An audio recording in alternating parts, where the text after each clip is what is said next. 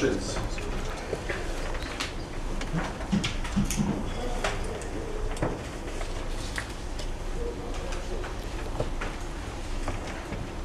Are designers any good at anticipation?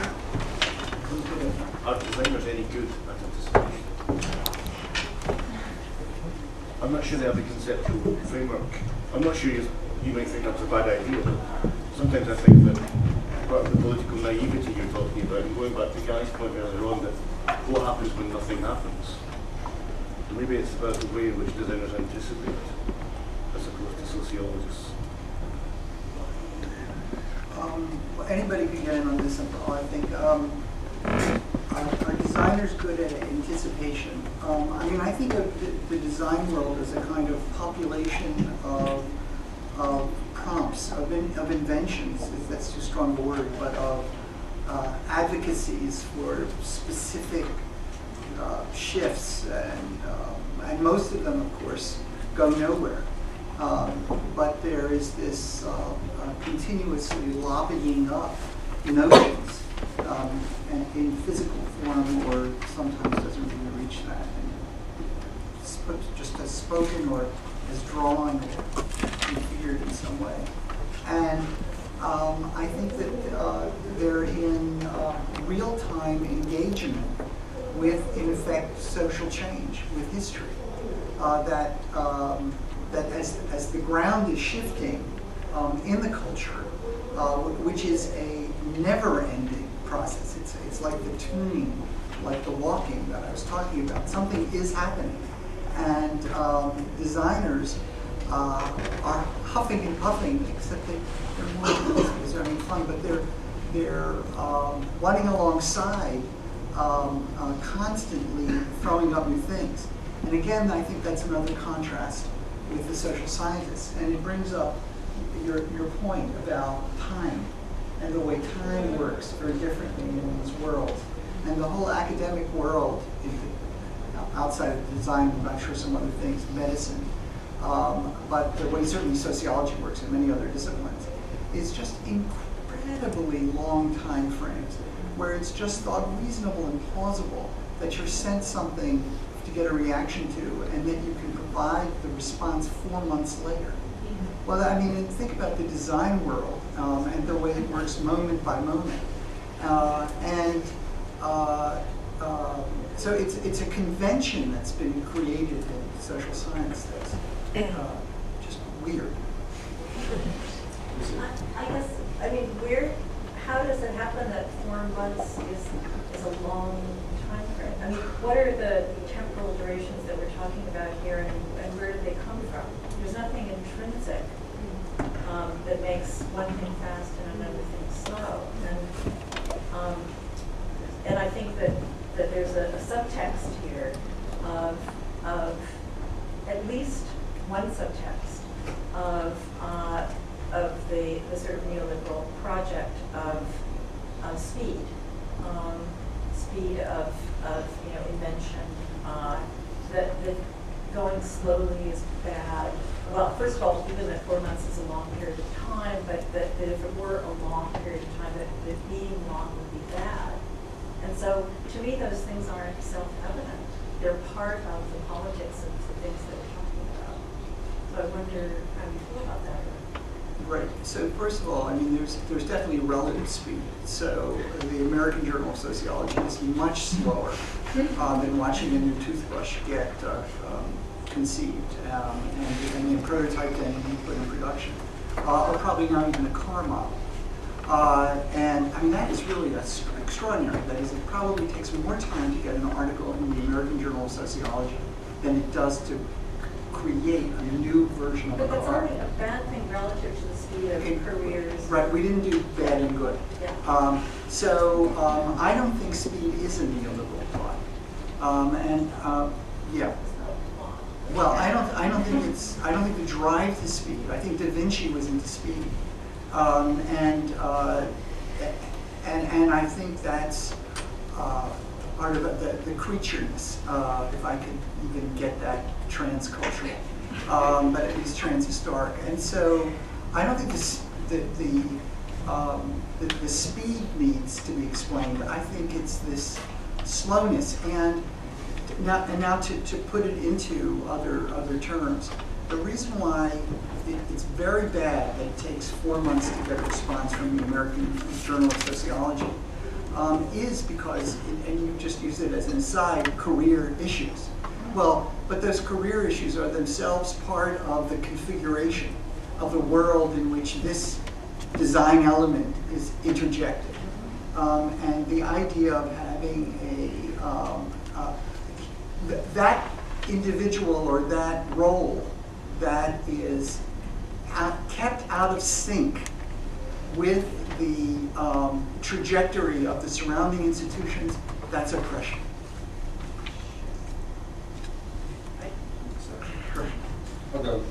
I just wanted to follow up very briefly. I remember at one point when I was during my time at Xerox PARC going to the Grand Canyon and sitting on the edge of the Grand Canyon and thinking, this just couldn't happen. It would take way too long. I mean, this is just not possible. It just would, we couldn't do this again. You need to create the Grand Canyon. Yeah. I think you did it on Tuesday. Matt? I think one of the things that the questions of different temporalities is bringing up is that we're currently using the word design in so many different ways, in so many different practices.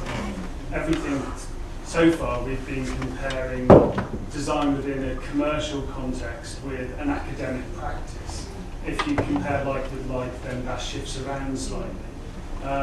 Then we had we talked about design as the avant-garde, and whether that moves into design as a kind of sub-commercial practice or design as a speculative practice, as with Toby. But also within those commercial practices, design has lots of different temporalities as well, both within its process of generating ideas and doing research to the lead time for when things go into place, to how long things last for. You make a product in the world and the stuff it's made of can last hundreds of years. That's a lot slower than the 4 months for the paper that then disappears. And there's different practices that embrace that, from people looking at the long now and designing for 10,000 years. So I think for it to be useful, we've got to break it down a little bit to more closely refine how those things are discussed. That wasn't a question. I could put something on the end. What do you think?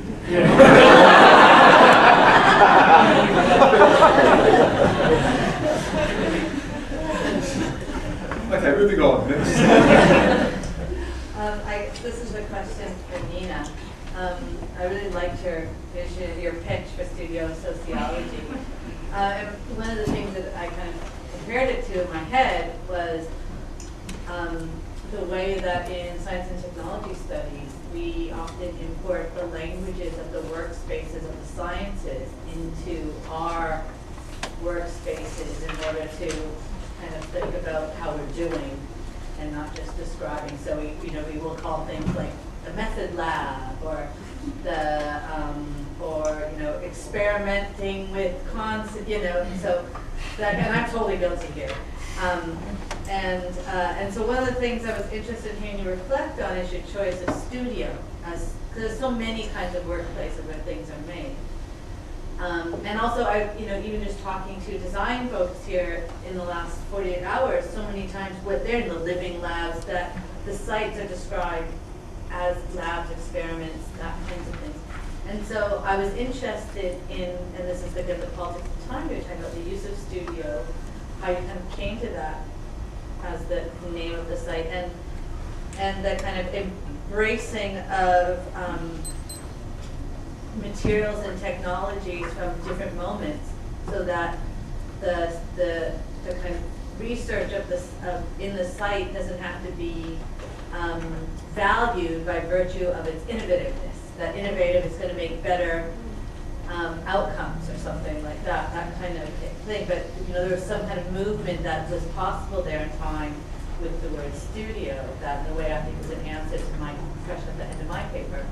So I just was curious to hear you say more about how you came to that as taboo. I mean, you're absolutely right about science technology studies, and one of the things I was going to discuss about it more time was the idea of the kind of laboratory as a science and technology place. And I'm completely guilty of doing that too. I started a research group which was called an incubator in the kind of the moment where that seemed like it was promising a future to sociology, whereas now it seems like it just missed the crash or something. So I think Studio operates in a different way, both in its history of straddling, of being kind of fetish thing for art and design. And I think it's quite interesting that it's kind of almost a bit of an embarrassing place to now say that you wanted to create in certain contexts. Like if you look at the history of the studio, the moment of the studio, certainly a lot of the writing about this suggests it was in the 19th century, you know, where the studio was a place of experimentation, it was a private salon, it was a social club, but it was also kind of a kitchen, it was many things, but when you read about the accounts, it's all vastly romanticized. And it's so romanticized, it is a bit embarrassing, and therefore I find that interesting. Yeah. You know, I find that provocative. I find that kind of place where multiple kinds of affective contagiousness around that embarrassment, around the romanticism, which sociology hates almost as much as it hates fun, right? it is important to kind of grasp and work with as yet another material. But I also think there is this, if you kind of read a lot of artists' accounts of working in studios, this is the celebration of a kind of failure and disappointment that I also find in other places. So it chimes with my experiences of going into places where I expect knowledge to be somehow transferred or translated, and in fact it fails.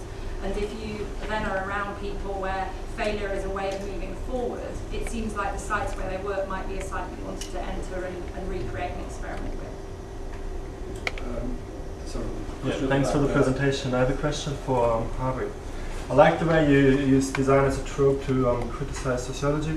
But I was wondering, you seem to be building two identities, and that of design seem to have an essence that is somehow inherently creative and progressive and fun, and that happens to live in a field that is mostly conservative, and so unfortunately the progressive nature of design cannot play out.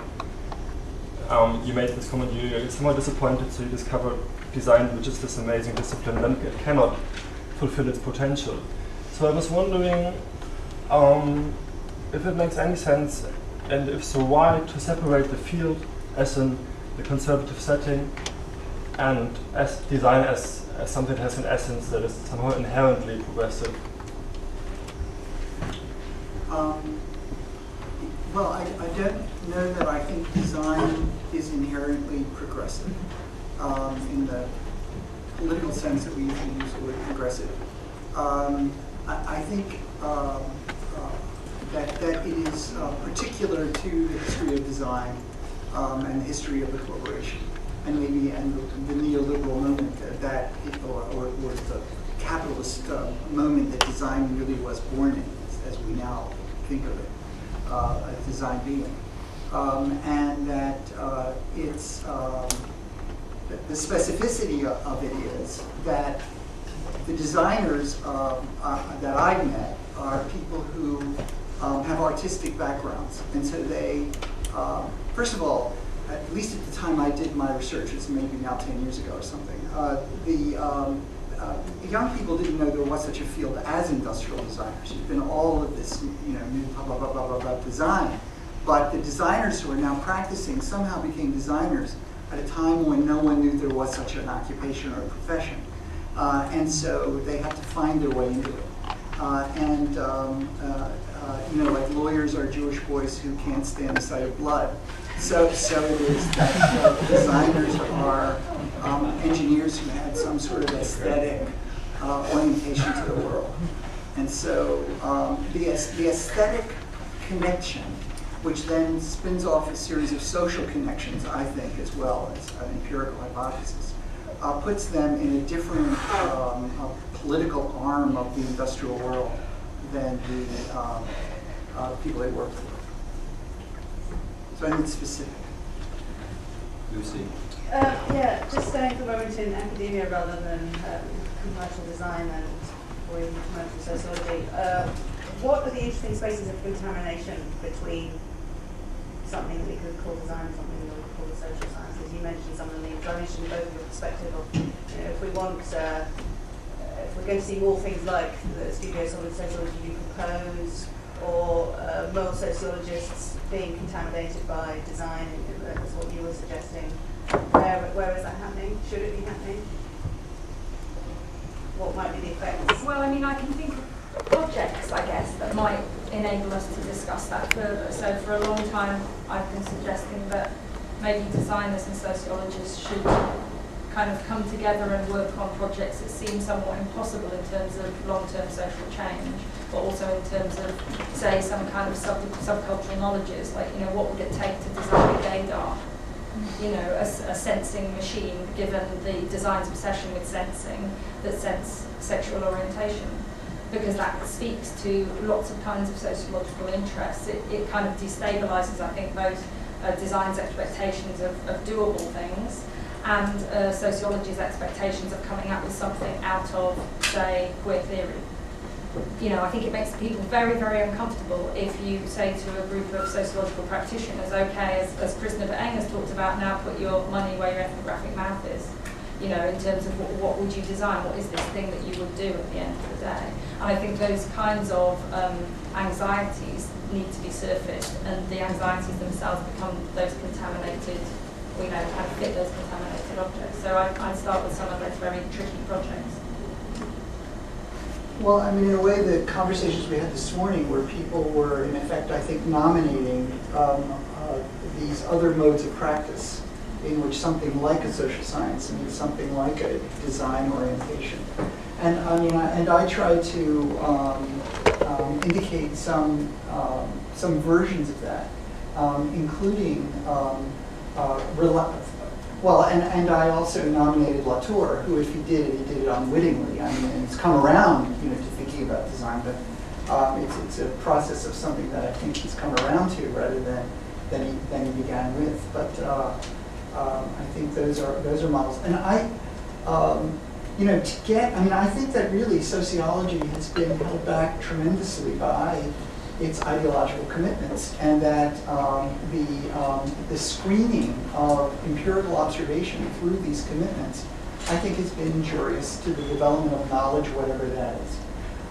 And that relaxing for the at least sake of observation is a very wholesome thing to do, and that is something to borrow from designers who are seen as utterly creatures of capitalism and constantly trying to entrap more and more people in false needs.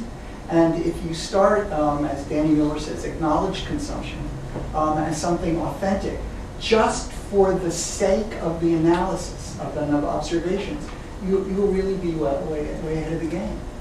So yeah, I think in anthropology, the whole anthropology of consumption school, led by Miller, and indeed as induced by Mary Douglas way back when, I think those are contaminations of the sociology as I know it.